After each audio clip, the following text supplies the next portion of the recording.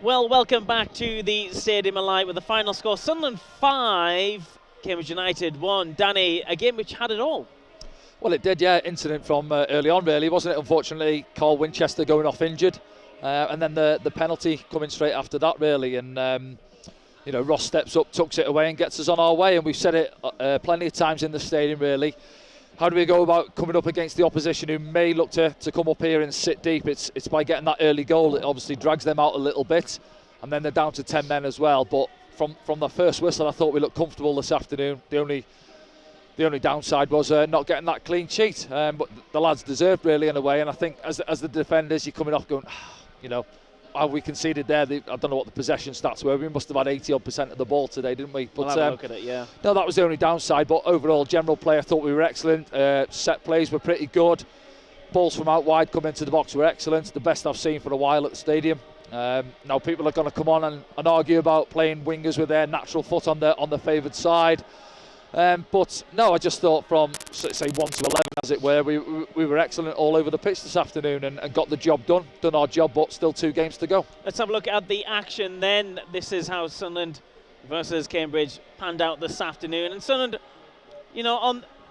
were the aggressors from early on, weren't they? Yeah, but we dropped a couple of long balls in early, and you said it there, didn't you, in the commentary, that they had quite a high line and they were a bit all over the show, if we're honest. Weren't too organised, and here's the penalty shout now. And yeah, for me, listen, it's a coming together. It's a Stonewall penalty. It's a penalty. Oh yeah, it's a penalty. Yeah, Ross reads the spin of the ball. It sort of checks and spins up.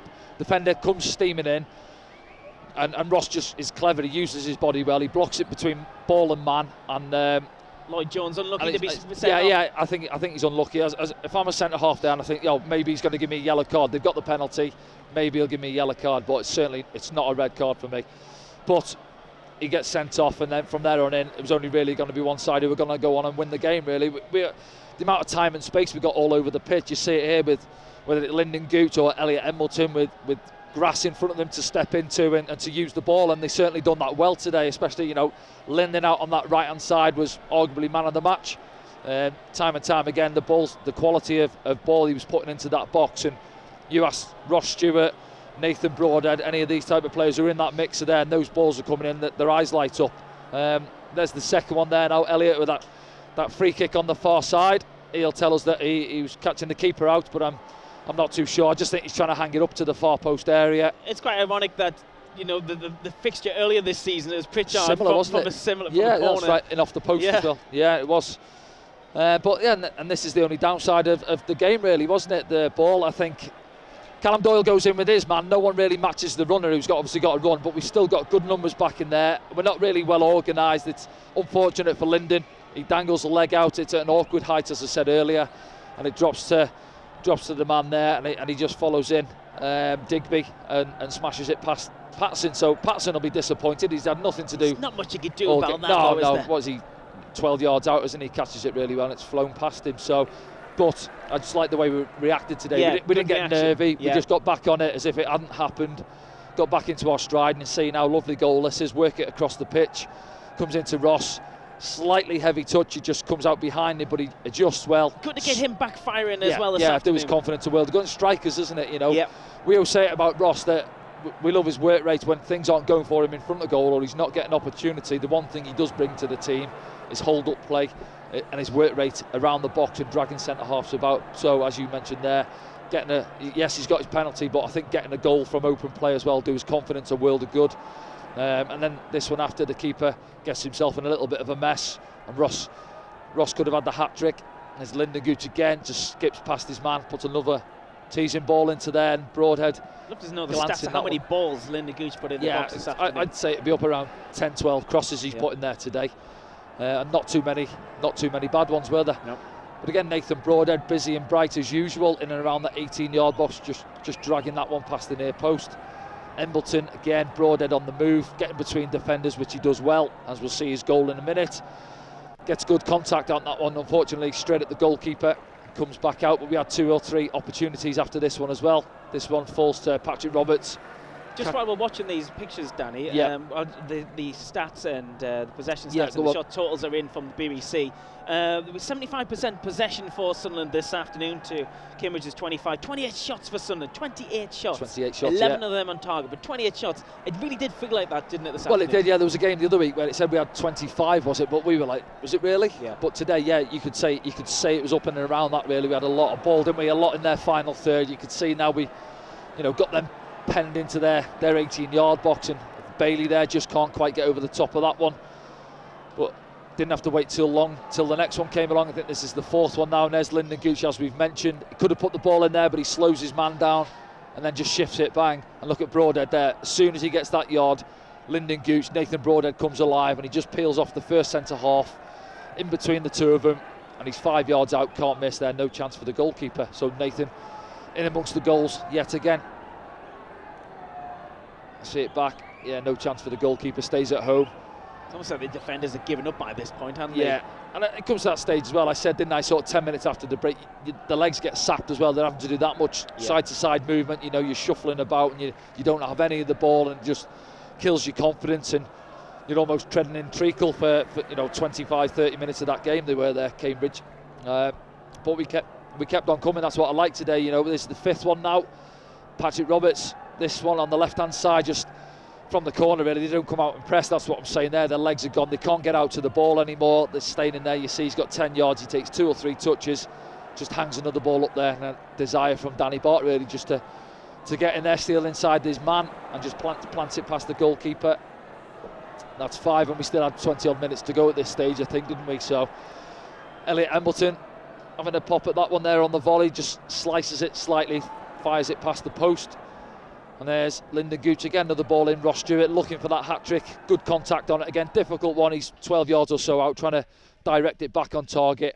But no, great afternoon, and great the confidence inside the boys now after that it's starting win. to click when it really matters, especially going into a playoff run as well. With that in mind, let's have a look at the scores from in and around EFL League One. Okay then, Accrington Stanley 2, Lincoln City 1, Charlton Athletic 2, Shrewsbury Town 0, Cheltenham Town 1, Bolton Wanderers 2, Crewe Alexandra 1, Ipswich Town 1, Doncaster Rovers 2, Burton Albion 0, Fleetwood Town 1, AFC Wimbledon 1, MK Dons 2, Morecambe 0, Portsmouth 3, Gillingham 1, Rotherham 2, Oxford United 1, Wigan 1, Plymouth Argyle 1, Wycombe 1, Sheffield Wednesday 0. Right, there's a few to pull out there.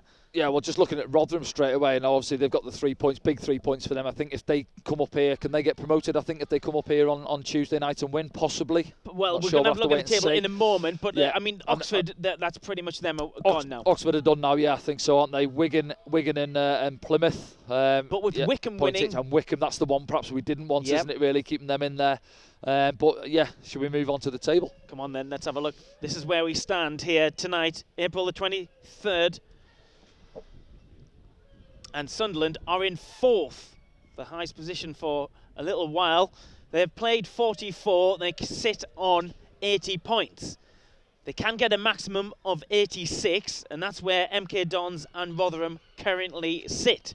MK Dons have got a goal difference of 29, Rotherham on 35, so it would be some swing to get that automatic spot. Well, now. I'm saying there, if Rotherham come up here and win, that's them up then, isn't it? Because the goal difference to them to MK Dons. So yeah, big game coming on Tuesday night, and ourselves, you've got ourselves, Plymouth and Wycombe all on 80 points, and then Sheffield Wednesday. Us, so Sheffield Wednesday now find themselves where we were on 79. Yeah, and they've got that game as well, haven't they? Yeah, so, and as you say, Oxford, that's them done now, isn't it? Oxford, so... but Plymouth can find themselves out of there as well, couldn't they? Yeah, and who've they got last game of the season? Is it MK Dons, I think they play? They've got one of the top sides. We'll have a look at that in a minute. But but it's in our hands now, isn't it? So that's the good thing. And Plymouth, MK Dons, last game of the season, apparently, yeah. Is that Wigan promoted then? 86, 87, 89, one game to play for them? No, they've got 2 players. No, still they could be caught, couldn't they? So yeah, it's goal difference as well, isn't it? So from MK Dons, but it's so tight. Yeah, it's one of them where you keep looking at it. So many different calculations, permutations. Yeah, I think we've got to go and do the job, haven't we? Tuesday night, certainly don't get beat, and then because I said we perhaps needed points, but you want to get over the line really as soon as you can, don't you? Not leave it going down to the last game of the season down at Morecambe. I think we'll have a look. Well, we haven't got the bottom end of the table, but they might be safe. I'm not sure, but yeah, they'll certainly want to. Anyway, Sunderland coming to town, big following. They'll want to try and get one over on us, regardless of if they're safe or not. But no, good job done today from ourselves. Yep. Sunderland doing exactly what they needed to do here at the stadium. Let's have a look at your thoughts now as we have a look at the hashtag Ask Danny's. This one's from Liam, who says, hashtag Ask Danny, who would you rather have in the playoffs, and would you want to be at home or away first, Danny? Right, so looking at the teams, it's hard to say who's going to go up really, so we haven't got the nailed on 4 places, but if we... As it stands, ourselves, Milton Keynes Dons, Plymouth and Wycombe. Out of them, I'd probably say Wycombe. You're looking in the season, we took 4 points off them, haven't we? Yep. Convincing win at home against them. We should have beat them away from home, I felt. We played quite well down there that day. But it's one of those with the playoffs, and I've said it before, said it last year. We didn't really turn up at the away fixture at Lincoln first game, and then you're chasing your tail really, trying to get back into it at home. Despite the good first half we had back here. Good performance here. So, but no, I, out of those fixtures, I'd look at it there, and Wycombe, I'd probably say. Wycombe, Plymouth, and certainly not MK Dons. But, I fancy us, I back us if we turn up like we did today. I've said it all season. If we're on our game, if we've got 9-10 players who have put in an 8 or 9 out of 10 performance, then we're more than a match for anybody at this level. So I'm sure that I said it there. The confidence that the boys will have now after today's result. Can we go and back it up on Tuesday and get that momentum if and when we get into the playoffs? Let's hope so. Moving on to another one then, here on hashtag Ask Danny. This one's from Alex, who says, the rules say a deliberate foul that prevents a goal-scoring opportunity is a red. Why do you keep arguing against it? Shouldn't we congratulate the ref instead? The rules say it's deliberate foul. I was saying it's a deliberate foul. Ross didn't have control of the ball. I said it in the comms, didn't it? He wasn't running one-on-one at the goalkeeper. Nope. Defender's not running behind him and just taking his legs from behind him. Yes, that's a red card all day. Can't argue with that. That there was a loose ball. Clumsy. It was clumsy, yeah. It was clumsy. I'll see it back now. So it actually cannons off Luke O'Nine's face, doesn't it? Yeah. See, Ross is actually trying to get his body around and shield the ball from the defender with his back to the goalkeeper. See it again now. See, cannons off it, and this is like that spin. Keep your eye on the ball. The ball checks back and spins in. See, it just slows away from up. Lloyd Jones, doesn't it? So yeah, you can argue that there's nobody in terms of there, but by the time Ross gets that ball under control, there's one, maybe two of the defenders going to be getting back at him. So no, for me, I mean, you can see the reaction. Players, you can always tell for me when you look at the reaction of players. I think, and if I was in his position there, I'd say, he might book me for that. He's going for the ball. He's not a deliberate foul. He's not hacked his legs from under him, running through on goal. Gone for the ball. Ross is just clever. He's used his body well getting his body between Jones and the ball, and got the contact. Gone down, penalty, and a yellow card, I think. But from our point of view, we'll take it. Yep, let's have a look at another one then here on hashtag Ask Danny. This one's from our friend Mac, who says, last season Charlie White scored 25 goals in League One and became the top goal scorer. It looked like it would be difficult to improve on this result, but Ross Stewart has already got 24, 2 to play. Sunderland has the league's top scorer again, so he must have nipped back in front of Cole Stockton then. Yeah, didn't score today, did he? That's what Mac's point there. No one expected Ross Stewart to have the season he's had. No. He's notched up to 24 goals. Yeah. Incredible return. A couple of games remaining. Maybe some more as well if Sunderland do get into the playoffs as well. When Charlie White left after such a brilliant season, we weren't expecting that from Ross Stewart. We knew he's had talent, but we didn't know he'd get the goals in the numbers he had this season. No, and I think we said it before, when he came in last year, he was playing second fiddle to Charlie. Obviously, we were playing one up top more often than not, and Charlie was in amongst the goals, so you're not going to bring him in and take Charlie out of the firing line. So he had to bide his time. He had an injury, and then he got going this season. Say big boots to fill, really, but when he's coming in at this level for Sunderland, for a team who were expected to be up there competing for automatic promotion, he knows the pressure that he's under. He's coming in unknown at this level, really. Yep. But I'm not going to get into the argument, and people will say, what does he offer different? We've been through it all before between himself and Charlie White. Different types of strikers. Yes, Ross is probably more mobile than Charlie and works the channels a bit more. But you've got to give Charlie credit. 26 goals, whatever level you play at, you're getting that goals in the season. Well done. And then Ross has say he's not got there yet. He's on 24, so he's still got an opportunity to get past Charlie. But he's that main focal point of the team, isn't he? Whatever formation, we rarely play the two up top. I think trying to look at our formation today, it was more of a 3-5-2 with Nathan in and around him. But more often than not, he's up there on his own, battling against a couple of centre halves, trying to drag him out into the channels, trying to hold the ball up and bring the other lads into play. And his work, what he also brings in when he comes back for set plays, the amount of balls he gets his head on from corners and free kicks coming into our box as well. So he's a big team player, and I know fans are saying at this moment in time he's had a dip because he's not scoring goals, and ultimately strikers are judged on scoring, and it was at 8 before today without scoring, I think, if we go back to the Wigan game. So we'll be delighted he's got amongst the goals. Open play as well, open even further play. Back. Yeah, it's open play. I think it was the Burton Albion, a header, yeah. wasn't it? Last couple of minutes he got us that 1-1 with a header. So he'll have been frustrated. Strikers, they want to be scoring goals, and when he's been amongst the goals for so much of the season, when he's going through that drought, which he has been in recent weeks, he wouldn't have enjoyed it. And I think last week he did look a little bit frustrated down at Plymouth.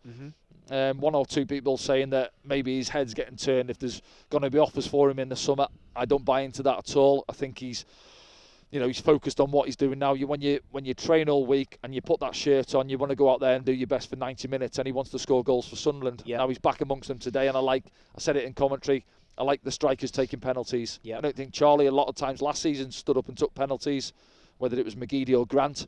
But you want to see your striker taking the ball, say, I'll take it, and getting back up there with Cole Stockton and Alfie May. And he wants that golden boot. So hopefully Tuesday night he's back amongst the goals and he takes it into Morecambe and the playoffs. Let's have a look at the last hashtag Ask Danny of the programme this afternoon from Ben, who says, what do you think of Ross Stewart and Nathan Broadhead working together in the attacking formation? Yeah, just saying it there really. It's rare that we do play the two of them up top. I think we have played it. It's either a 3-5-2, 4-4-2 really, isn't it, where you play your two out and out strikers. But even in that formation, Nathan does drift about, and he's got that license too. And defenders don't like it dropping in there. They don't want to pass him onto the midfielder really, or go into that corridor between defence and midfield. And I'm sure Ross, I said it earlier in the season, there's a few games where Ross was doing that much work really off the ball that when it was coming up to it at times he looked a little bit tired. So I'm sure he enjoys having Nathan up there to help out with the workload as well. And he works his shift, Nathan or Pritchard, whoever's playing in there. These lads, they go out there and on the ball they do their stuff, but off the ball it's important that you work well. We've seen it there last 10-15 minutes with 5-1 up. And I said to you, look at the pressure we're putting on to get the ball back as well. And I'm sure that's something Alex Neil will enjoy watching. When you've got the ball, lads seem to come alive. But sometimes off the ball, you get one or two who don't want to work or run around as much. But Patrick Roberts, the same. They were all out there and they were trying to win the ball back and putting them under pressure. But I think, the two of them together, they work well. A lot of people say little man, big man, but it doesn't work like that, does it? No, not really. No. Football's different. I think it's moved on from that sort of, go up to the target man, he flicks it on. Going back to that. But, Nathan can look after himself in the air as well. We've seen it again today. He's got another headed goal. He's pulled us out of trouble in the last couple of weeks with headed goals. Came close with a header in the first half as well. So his movement's excellent. And I'm sure if you ask Ross what formation I know we did ask him on the pod, and he said, I'm happy to play whatever. But I'm sure deep down he'll enjoy having another striker up there alongside him, and Nathan's a joy to play with, I'm sure.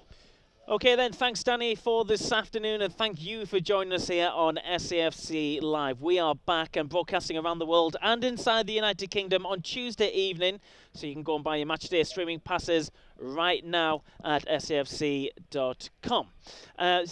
We are back on Tuesday. That game is against Rotherham, and it's a big game at the top of EFL League One. 7:45 kickoff, which means we'll be on air from 7:15 back here on the gantry at the Stadium of Light. But the headline from the Stadium of Light this afternoon is Sunderland have come through another test, and they've moved very much closer to a place in the playoffs with a 5-1 victory against Cambridge United. We'll see you next time.